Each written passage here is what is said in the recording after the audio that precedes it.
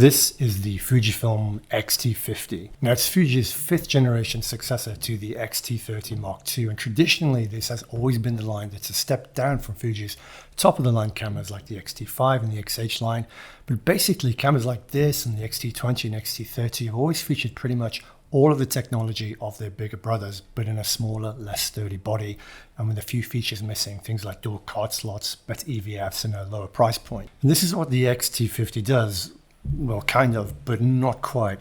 You've still got the 40 megapixel sensor of the X-T5 and the X Processor 5, and the same autofocus model that you'll find in the higher end cameras, as well as in-body stabilization for the first time in this line, and still in a much smaller package. But the catch is that it no longer comes in at under $1,000. In fact, at almost around $1,400 or $1,500 here in Portugal, it's much closer to the price of a new X-T5 and only works out at about $300 or 300 euros less expensive, which makes the decision which to get a little bit more complicated.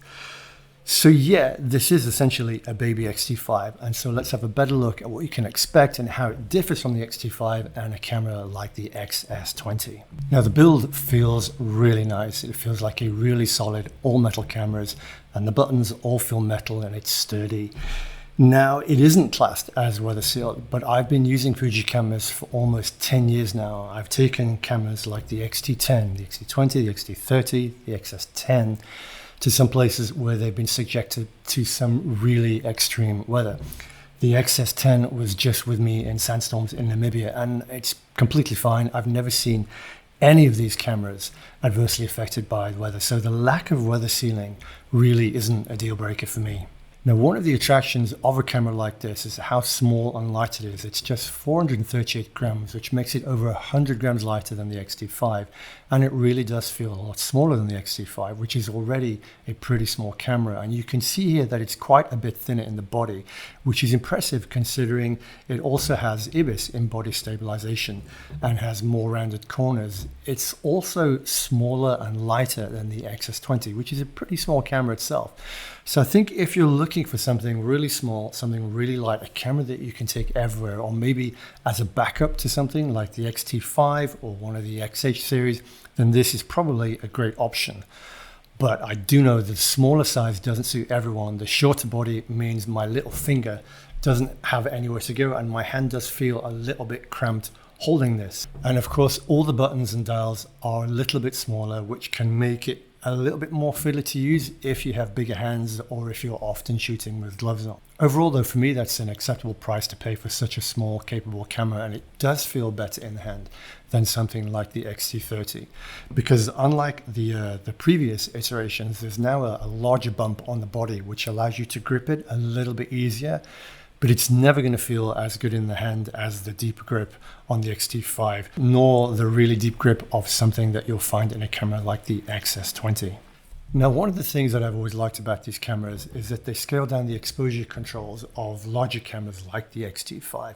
So you've got the shutter dial on top, the exposure compensation dial on top, and then you've got dials at the front and back through which you can also control the exposure. Now, whether you prefer something like this with these classic analog dials, or you prefer something like the PSAM style dials that you find on the XS20 or the XH cameras, that's an entirely personal preference. Now, I've used the XS10 and the GFX for years, so I'm kind of familiar with the PSM style. I'm happy with that. But I do really like using the dials on the X-T5. And for someone like myself who uses different cameras, it does make a little bit more sense. It makes it more intuitive to switch between something like this and the X-T5. Little things like having the focus mode on the front, whereas on the XS10 I have it assigned to a function button, and it sometimes takes me a moment to remember which function button it's on.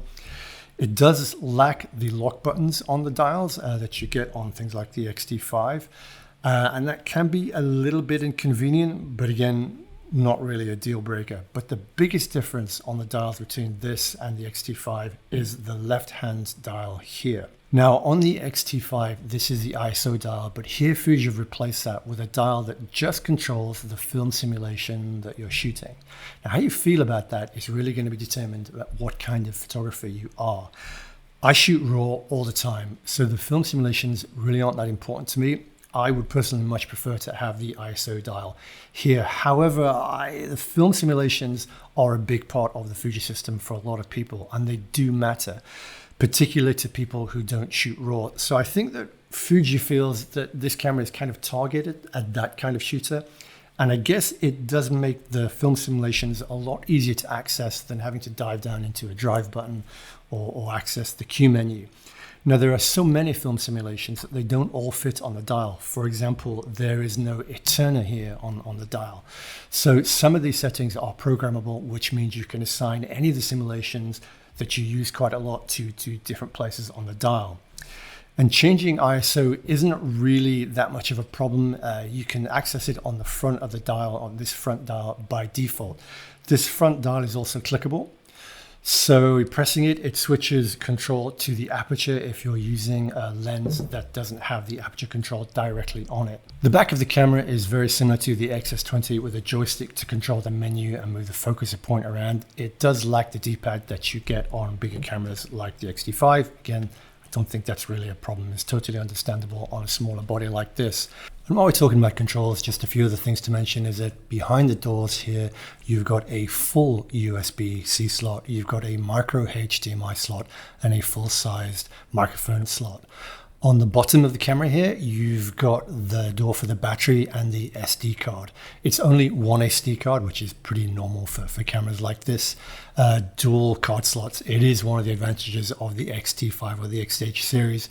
But as usual on all of Fuji's low-level cameras, the battery door doesn't click closed automatically.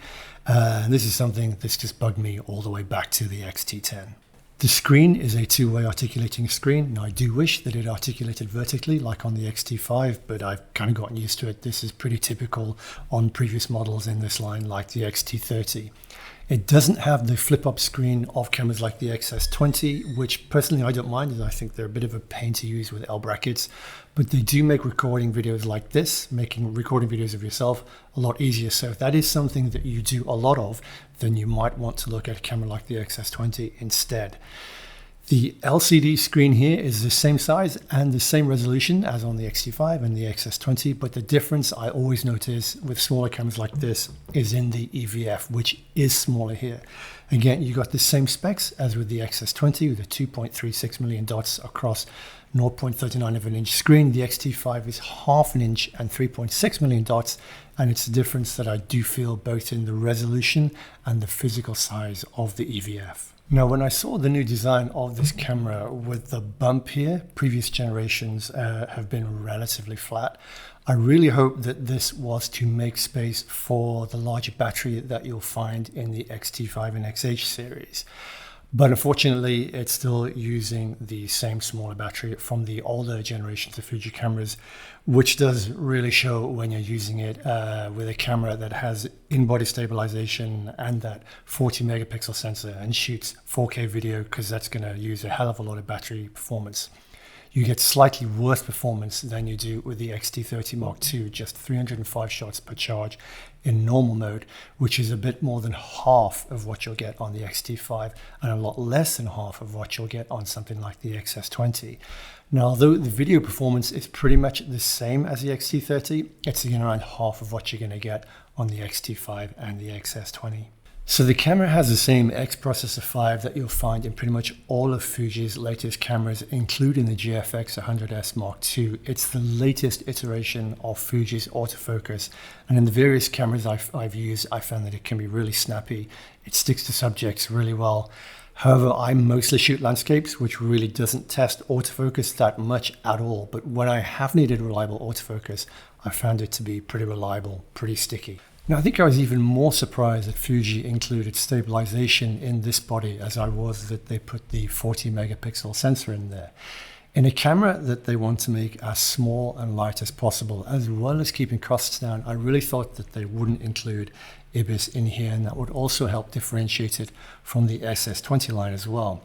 But Fuji have put the same 5-axis stabilization, capable of, they say, 7 stops of compensation that you find in the X-T5 and XS20 in this tiny body, which is quite impressive. Now, in-body stabilization really makes a difference with handheld shooting, and 7 stops In real terms, let's say you're shooting at 200 millimeters, you typically be wanting to shoot at something like 1/500. But 7 stops compensation should theoretically allow you to shoot down to around 1/4 of a second. Theoretically. So if you've seen my reviews before, you'll know that I'm really not interested in sharpness charts and taking photos of brick walls at every different aperture. I really only care about what kind of images I'm going to get out of the camera when I'm out shooting with it under the conditions that I typically do. Now, there's nothing surprising about the image quality of this camera. It's got the same sensor that you've got in the X-T5, which is a camera I've been using for well over a year now, and it's been with me pretty much everywhere, and I've been very, very happy with the images that it's capable of producing. It really is capable of producing some outstanding images with a resolution good enough to print to almost 1 meter wide. So let's have a deeper look at what you can expect from this camera. So let's have a quick look at some of the images that I've shot with the X-T50. I've not had a lot of time with it, so I've just been doing a little bit of street photography around where I live.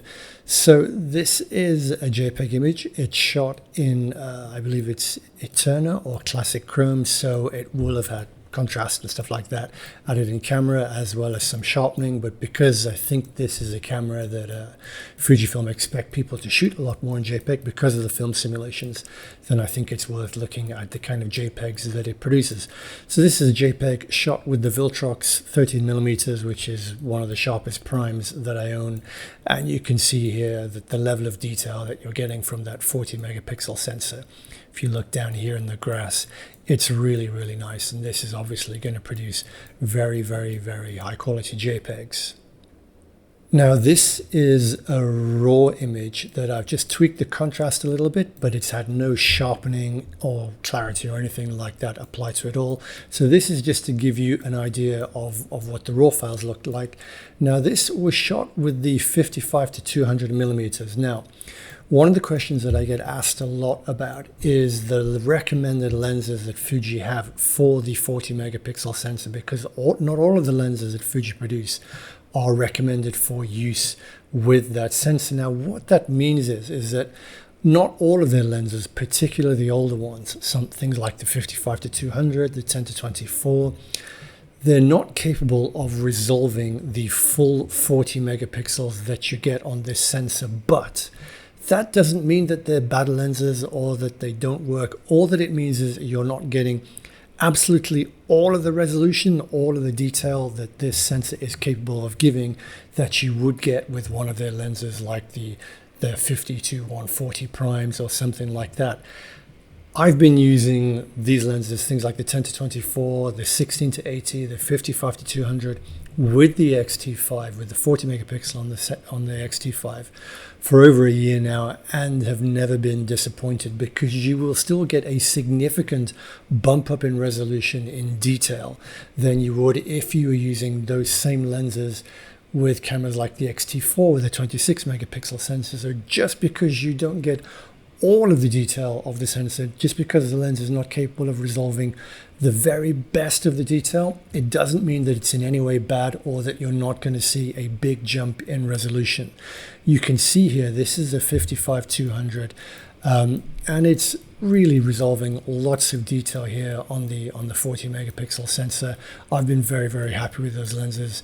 And yeah, you can just see that the detail that it's pulling out here in the street in these plants is absolutely fine. All right, let's have a look at some higher ISO images. This is shot at ISO 2000, and this is a JPEG. So the camera will have applied a little bit of noise reduction to it and a little bit of sharpening. So you can see here, this is shot in quite dark inside this, at the bottom of the funicular here. And when you look in the shadows, it's very, very clean here. You're not seeing really much in the way of smearing of detail. So the camera will process the JPEGs. So if you're shooting with a raw file, then you would be seeing a little bit more noise in here. This is a raw file shot at ISO 2000, and you can see that there is more noise here in the shadows, particularly in the deeper shadows here, because this hasn't been cleaned up like the JPEG has. But of course you can clean this up in post-processing and you'll get a really nice clean image. It's still producing lots of detail.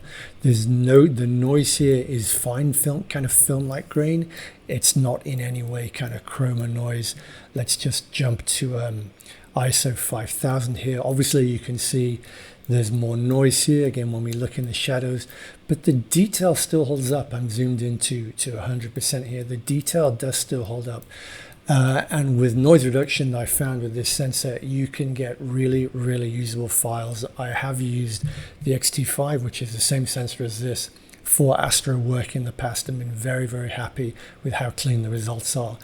So yeah, it's not stellar higher ISO performance. With all of those pixels on that relatively small sensor, then they're not going to be as efficient as light gathering. But I don't really feel that there's a step down in ISO performance over something like the X-T4, and I've been very, very happy with what it's capable of. Now, I have a feeling Fuji are pitching this more towards photographers than videographers, just things like the screen not being useful for people recording themselves and being able to switch to video mode being a little bit buried in the bottom of a drive menu rather than being on a dial on the outside of the camera.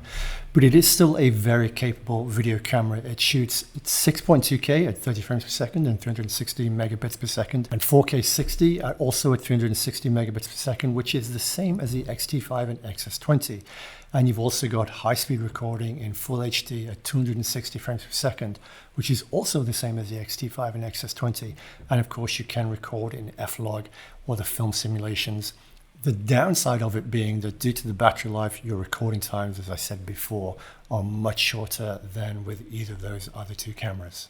Now, when Fuji made the step up from the 26 megapixel sensor in the X-T4 to the 40 megapixel sensor in the X-T5, I was always curious what Fuji would do with this line with the X-T50. They've always been scaled down versions of the larger camera using the same sensor and tech to give them identical image performance.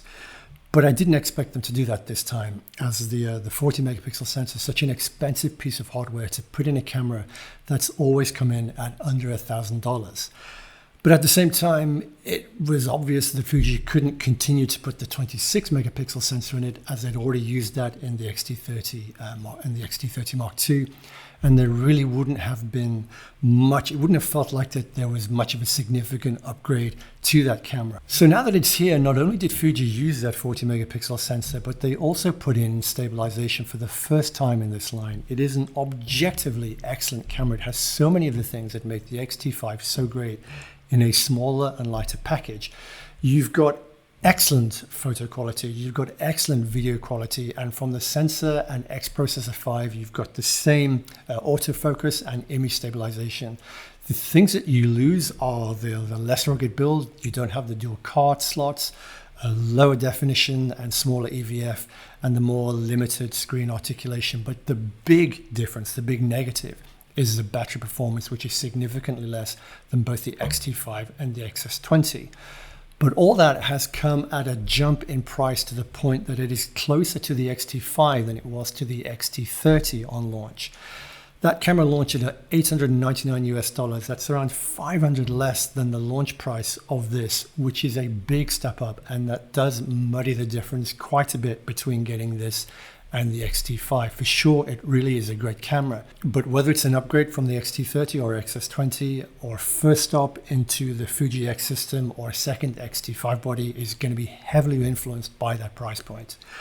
So that's it for this review. I hope it's been useful. I hope it's been interesting. If you've got any questions, just drop them down below and I will try and get back to you. And if you've enjoyed the video, if it's been useful, please like and subscribe, because it really does help the channel. And if you enjoy my photography and you like the way that I shoot, I'd love to have you join me on a workshop. I run workshops all over the world. I've got workshops coming up next year in Namibia, in Patagonia, in Japan, in Utah, in Madeira, and I'd love to have you join me. You can find full information on all of my tours on my website, so please check that out. And as ever, thanks so much for watching and for all the support of the channel. Good luck in all of your photography, and I'll see you next time. Take care.